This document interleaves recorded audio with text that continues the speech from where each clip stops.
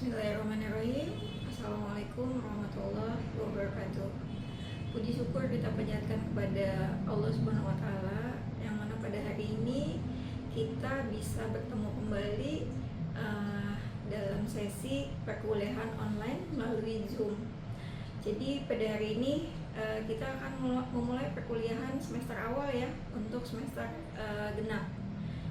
Nah, untuk satu semester ke depan teman-teman akan bertemu kembali dengan saya untuk membahas mata kuliah yang berbeda dari semester 5 kemarin. Jadi untuk semester kali ini kita akan bahas terkait dengan materi manajemen strategi. Nah, untuk manajemen strategi tersebut nanti saya akan bacakan terkait RPS dan ketentuan perkuliahan kita selama satu semester ke depan. Seperti semester-semester sebelumnya, untuk mata kuliah manajemen strategi ini saya menghimbau kepada teman-teman untuk mengikuti dan mematuhi ketentuan terkait dengan perkuliahan kita. Salah satunya adalah terkait dengan absensi, yang kedua terkait dengan penugasan, dan yang ketiga terkait dengan peraturan yang memang kita buat selama mengikuti perkuliahan di kelas kita. Kalau untuk pemilihan ketua prodi, silakan saya serahkan kepada teman-teman seperti biasanya, dipilih kembali ketua prodi yang baru atau memang masih untuk ketua prodi yang sebelumnya. Namun sebelum kita memulai acara perkuliahan ini, sebaiknya kita berdoa bersama dulu. Mudah-mudahan perkuliahan hari ini kita diberikan kelancaran dan diberikan kemudahan. Dan semoga Allah Subhanahu wa Ta'ala memberikan kita umur yang panjang, kesehatan, serta barokah. Berdoa memulai.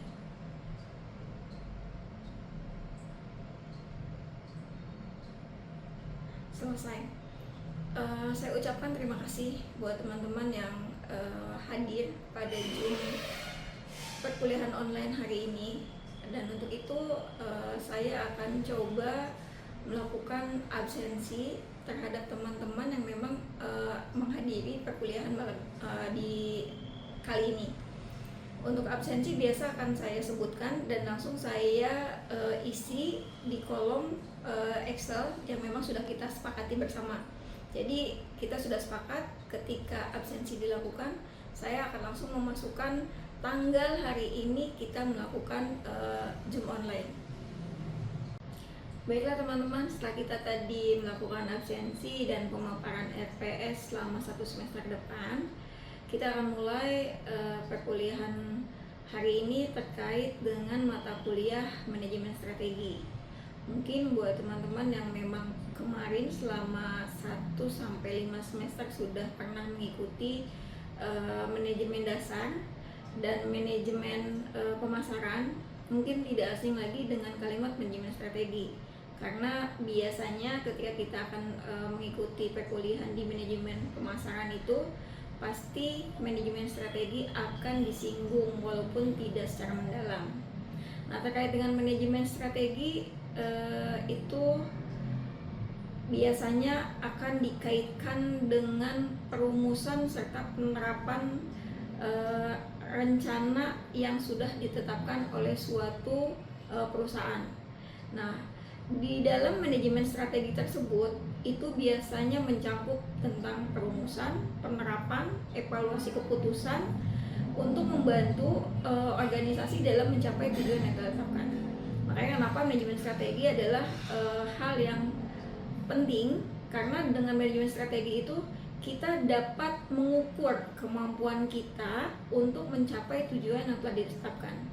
Ini ada beberapa pengertian manajemen strategi menurut para ahli terkait dengan pengertian tersebut. Ini ada beberapa dari ahli. Yang pertama, definisi manajemen strategi menurut Fred R. David. Manajemen strategi adalah seni dan ilmu merumuskan, mengimplementasikan, dan mengevaluasi keputusan lintas fungsi yang memungkinkan organisasi mencapai tujuannya. Kemudian menurut Whelan dan Hanger, ini serangkaian keputusan dan tindakan manajerial yang menentukan kinerja jangka panjang suatu organisasi. Lalu menurut Michael Porter, Strategi adalah penciptaan posisi unik dan bernilai melalui serangkaian aktivitas yang berbeda. Lalu menurut SP Siagian, manajemen strategi adalah serangkaian keputusan dan tindakan mendasar yang dibuat oleh manajemen puncak dan diimplementasikan oleh seluruh jajaran organisasi untuk mencapai tujuan organisasi tersebut. Jadi sebenarnya manajemen strategi itu adalah proses terstruktur yang mencakup perumusan, penerapan, evaluasi keputusan untuk membantu suatu organisasi mencapai tujuan yang ditetapkan. Jadi artinya sangat penting manajemen strategi itu, karena kalau dibilang manajemen sebagai kaki, dia adalah kakinya, karena dia merupakan perumusan, betul-betul perumusan yang sangat terstruktur gitu, sehingga tujuan kita tuh dapat tercapai ketika kita sudah menerapkan manajemen strategi tersebut. Nah, di sini ada terkait dengan apa sih tujuan dari manajemen strategi tersebut, analisisnya bagaimana, strateginya bagaimana, lalu implementasi yang dapat kita lakukan pun seperti apa. Nah, untuk tujuannya sendiri di dalam manajemen strategi, itu tujuan organisasi itu betul-betul harus jelas dan terukur, dan harus selaras dengan misi dan visi organisasi. Jadi sebelum kita menetapkan manajemen strategi, sebelum kita merumuskan manajemen strategi kita mau seperti apa, kita terlebih dahulu harus menetapkan dahulu misi dan visi organisasi kita. Karena dengan visi dan misi itu kita dapat merumuskan tujuan kita sebenarnya apa sih. Kalau tujuan organisasi sudah diterapkan, sudah sudah ditetapkan tujuan kita itu seperti apa, barulah kita atur manajemen strategi kita seperti apa. Lalu ketika tujuan kita sudah ditetapkan, kita lakukan analisa. Nah, analisa itu bisa kita lakukan dengan dua faktor. Ada analisis terhadap lingkungan internal dan ada analisis terhadap lingkungan eksternal. Jadi kalau di dalam melakukan analisis ini, kita melakukan analisis lingkungan internal dan eksternal yang memungkinkan organisasi dapat memahami kekuatannya sendiri, atau dia pun dapat mengetahui kelemahannya, serta dia juga dapat mengetahui peluang serta ancaman yang akan dihadapi nantinya. Nah, makanya kenapa analisis itu perlu. Kita akan tahu kelemahan kita, kekuatan kita, peluang kita, serta siapa sih yang menjadi ancaman kita. Otomatis resiko yang akan kita hadapi ke depannya bagaimana. Lalu di dalam manajemen strategi ada strategi yang bisa kita terapkan, yaitu rencana atau tindakan yang dirancang untuk membantu organisasi mencapai tujuannya. Karena dengan tadi kita tahu kekuatan kita, kelemahan kita, peluang kita, ancaman kita, otomatis kita perlu strategi. Ketika kita tahu peluang, strategi apa nih yang dapat kita lakukan untuk mendapatkan peluang tersebut. Begitupun dengan ancaman. Ketika kita sudah tahu ancaman kita seperti apa, otomatis ada strategi untuk menangani resiko tersebut, atau ada mitigasi resiko yang bisa kita tetapkan. Nah, ketika kita sudah menerapkan strategi, implementasinya bagaimana? Nah, implementasi strategi yang kita lakukan itu betul-betul memerlukan perencanaan yang cermat dan koordinasi yang baik. Makanya kenapa di dalam suatu perusahaan itu yang namanya koordinasi dan komunikasi itu sangat penting sekali. Karena ketika kita melakukan implementasi terkait strategi yang kita lakukan, itu sangat penting. Ketika komunikasi tidak jalan, koordinasi tidak jalan, otomatis tujuan perusahaan tidak akan tercapai karena implementasinya kurang baik. Makanya kenapa manajemen strategi itu butuh yang namanya tujuan, analisis, strategi, dan implementasi. Itu adalah konsep dari manajemen strategi. Ketika tadi kita sudah membahas konsep dan unsur manajemen strategi, ada unsur penting yang tidak bisa kita lupakan. Ada beberapa unsur di sini, ada terkait dengan analisis lingkungan, lalu ada keputusan puncak, ada proses berkelanjutan, serta ada pencapaian tujuan. Nah, terkait dengan analisis lingkungan tadi yang sempat kita bahas, ada identifikasi terkait dengan peluang dan ancaman secara eksternal, serta kekuatan dan kelemahan internal kita. Kan kalau analisis lingkungan itu ada dua kan tadi, ada internal dan ada eksternal. Kalau internal berarti yang ada di dalam dong, yang kita tahu seperti apa. Berarti kita tahu kelemahan kita, lalu kita tahu kekurangan kita. Lalu kalau untuk eksternalnya sendiri, kita berarti harus tahu peluangnya seperti apa, lalu ancamannya bagaimana. Itu perlunya unsur penting di dalam melakukan analisis lingkungan. Misalnya ketika kita memiliki perusahaan yang bergerak di bidang lembaga keuangan, nah kita tahu ancaman di sekitar kita tuh siapa, kompetitor kita siapa aja. Lalu kalau kekuatan kita, misal kekuatan kita ada di pelayanan, nah ditingkatkanlah pelayanannya seperti apa. Kita analisa pelayanan kita sudah seperti apa sih, sudah maksimal atau belum, apakah itu akan menjadi kekuatan kita. Nah kalau misal akan menjadi kekuatan kita, berarti analisis lingkungan yang perlu kita lakukan adalah bagaimana caranya kita meningkatkan pelayanan kita supaya itu menjadi unsur penting ketika kita melakukan strategi. Lalu ada keputusan puncak. Nah keputusan puncak setelah kita melakukan analisis lingkungan, itu ada keputusan puncak, yaitu tindakan mendasar yang diambil manajemen tingkat atas. Biasanya ketika sudah melakukan analisis lingkungan, ada keputusan puncak yang diambil. Biasanya itu manajemen tingkat atas. Kalau di perusahaan lembaga keuangan biasanya dilakukan oleh direksi. Nah contoh tadi, ketika analisis lingkungan internal kita lakukan, bisa kita tahu nih kekuatan kita ada di pelayanan. Direksi otomatis akan mengambil keputusan ketika pelayanan kita bisa kurang maksimal, dia akan mengatur, dia akan merubah strategi pelayanan yang maksimal untuk konsumen itu seperti apa, untuk nasabah itu bagaimana, supaya pelayanan itu menjadi kekuatan buat kita. Nah itu adalah salah satu keputusan yang akan diambil sama keputusan puncak, yaitu keputusan yang diambil biasanya oleh setara tingkat direksi. Lalu setelah keputusan puncak diambil, ada yang namanya proses berkelanjutan. Nah proses berkelanjutan ini mencangkup proses yang dinamis dan berulang. Artinya ketika misal yang tadi case-nya adalah terkait dengan pelayanan, otomatis kita implementasikan tuh. Setelah direksi mengambil keputusan bagaimana pelayanan yang baik, bagaimana meningkatkan pelayanan, nah itu kita lakukan, kita implementasikan. Setelah kita implementasikan, otomatis ada evaluasi yang harus kita lakukan. Nah evaluasinya bagaimana?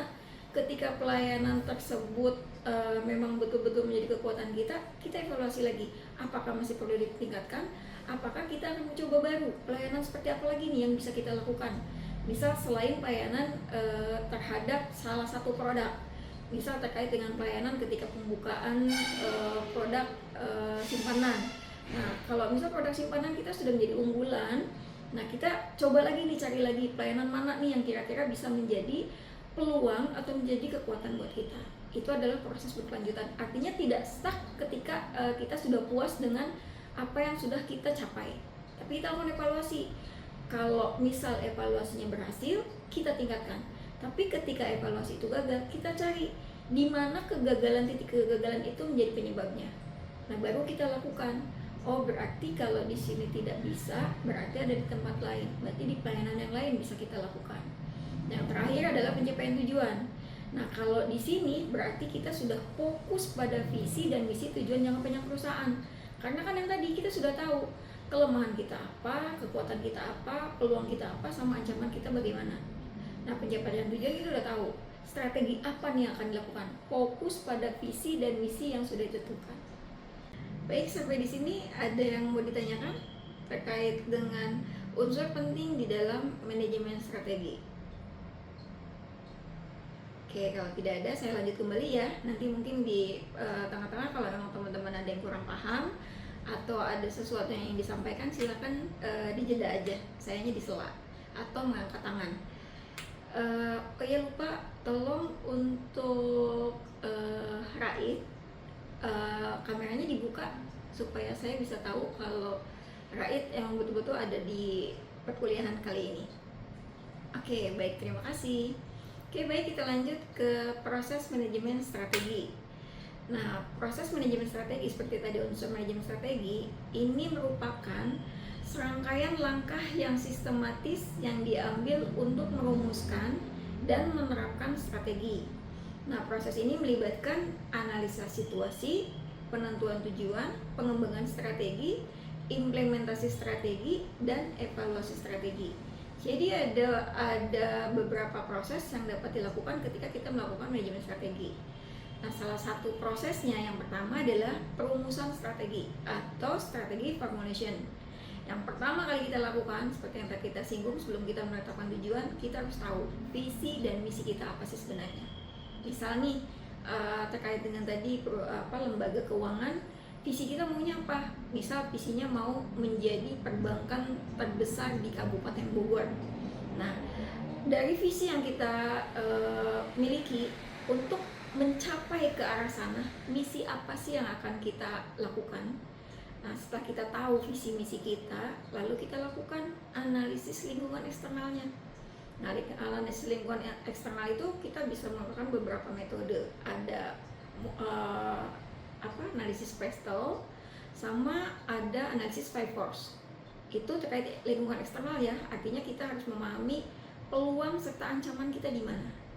Lalu yang kedua adalah analisis internal. Itu kita bisa tahu dengan menggunakan research basis view, atau ada analisis namanya VREO. Itu bisa kita tahu. Kita kalau analisis internal berarti kita paham terkait dengan kelemahan kita sama kekuatan kita apa.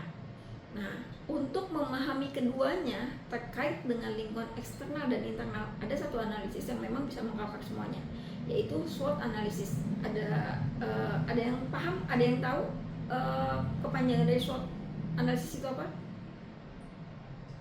Oke, Nadia benar. S itu untuk strength, W itu untuk weakness, O itu untuk opportunity, dan T itu untuk threats. Jadi apa sih kekuatan kita, kelemahan kita, peluang kita, dan ancaman kita siapa? Itu terkait dengan SWOT. Jadi kalau SWOT itu udah cover ya untuk melakukan analisis internal maupun analisis eksternal. Lalu yang kedua ada terkait dengan implementasi strategi. Setelah kita merumuskan strategi, kita lakukan implementasi. Seperti tadi urutan yang tadi, proses manajemen strategi. Yang pertama kali kita harus paham dan harus kita tahu struktur organisasi kita siapa, supaya kita dapat melakukan pembagian tugas sesuai dengan keahlian mereka masing-masing. Lalu yang kedua, kepemimpinan. Nih, leadership kita seperti apa? Karena ini pun akan menentukan strategi yang kita buat, implementasinya bagaimana. Kan biasanya pemimpin itu seorang leadership itu dia betul-betul tahu bagaimana cara melakukan implementasi strategi yang harus kita lakukan. Makanya dipilihlah seorang pemimpin yang sudah paham terkait dengan visi misinya, analisis lingkungan eksternal dan internalnya, lalu bagaimana dia mengetahui kelemahan, kekuatan serta peluang dan ancaman di luar, supaya dia tahu bagaimana membawa perusahaan ini ke depannya. Lalu ada budaya organisasi. Nah, budaya organisasi ini juga salah satu dapat menentukan implementasi dalam strategi. Karena kan biasanya budaya organisasi itu sangat berpengaruh ya terhadap kinerja dan terhadap produktivitas di dalam perusahaan tersebut. Biasanya jika budaya organisasinya baik, otomatis implementasi strategi bisa dilakukan dengan baik juga. Tapi kalau budaya organisasinya buruk atau kurang baik, itu biasanya akan menghambat terhadap implementasi strategi. Lalu ada penganggaran dan kebijakan. Ini sudah seharusnya dilakukan, dan ini biasanya dilakukan oleh yang setingkat dengan di level atas ya, biasanya dilakukan oleh direksi. Dan yang keempat adalah proses manajemen strategi, itu berupa evaluasi strategi. Nah, dari yang tadi itu, dari perumusan sampai dengan implementasi, kita evaluasi lagi pengukuran kinerja kita melalui KPI itu seperti apa. Yang tadi saya sampaikan, kalau kalau budaya organisasinya baik, otomatis implementasi strateginya baik, dan itu bisa kita lihat di KPI. KPI kita kan otomatis pengukuran kinerja kan, baik itu di level bawah sampai ke level yang menengah, itu kita lakukan KPI. Sudah tercapai belum nih job desk yang diberikan, lalu ketentuan-ketentuan yang sudah kita tetapkan di dalam perusahaan tersebut seperti apa, apakah semuanya sudah dilakukan atau semuanya sudah berdasarkan ketentuan yang sudah ditetapkan. Lalu ada balance score, itu pun kita lakukan evaluasi terhadap strategi yang kita lakukan. Lalu ada audit strategi. Nah, audit strategi yang tadi, kalau memang strategi yang kita tetapkan itu untuk mencapai misi dan visi kita tercapai, berarti kita akan tingkatkan. Tapi ketika memang strategi yang kita tetapkan untuk mencapai tujuan perusahaan kita itu belum tercapai, kita lakukan audit kembali. Di mana kesalahannya, di mana letak kekurangannya, apa yang harus kita perbaiki. Itu adalah terkait dengan proses manajemen strategi. Baik, kita lanjutkan kembali sesi hampir terakhir ya, karena tinggal beberapa menit lagi sesi kita sudah berakhir. Dan tadi seru sekali, sudah banyak hal yang kita diskusikan terkait dengan manajemen strategi untuk mata kuliah hari ini. Ada beberapa teman-teman yang memang tadi kita sempat memberikan contoh terkait strategi dari beberapa perusahaan yang bisa diterapkan. Berarti kalau saya lihat teman-teman semua sudah memahami apa yang bisa ditarik dari perkuliahan manajemen strategi hari ini. Nah, untuk kesimpulannya mungkin kita bisa simpulkan terkait dengan proses manajemen strategi. Jadi proses manajemen strategi adalah serangkaian langkah yang sistematis yang diambil untuk merumuskan dan menerapkan strategi. Nah, proses ini melibatkan tadi ada beberapa hal ya. Ada analisa situasi, ada penentuan tujuan, lalu ada pengembangan strategi, ada implementasi strategi, dan evaluasi strategi. Jadi terkait dengan manajemen strategi, hari ini materi sudah saya sampaikan semua, dan teman-teman pun alhamdulillah responsif semua terkait dengan diskusi yang tadi kita lakukan. Kalau tidak ada yang ditanyakan lagi, mungkin materi akan saya tutup sampai di sini. Saya mohon maaf apabila banyak kesalahan, dan mudah-mudahan pada hari ini ilmu yang kita ambil mendapat keberkahan dari Allah dan lebih bermanfaat untuk kita ke depannya. Mudah-mudahan di minggu depan kita akan bertemu lagi dan tidak ada hambatan apa-apa. Terima kasih buat semuanya, sehat-sehat. Wabillahi taufiq wal hidayah. Wassalamualaikum warahmatullahi wabarakatuh.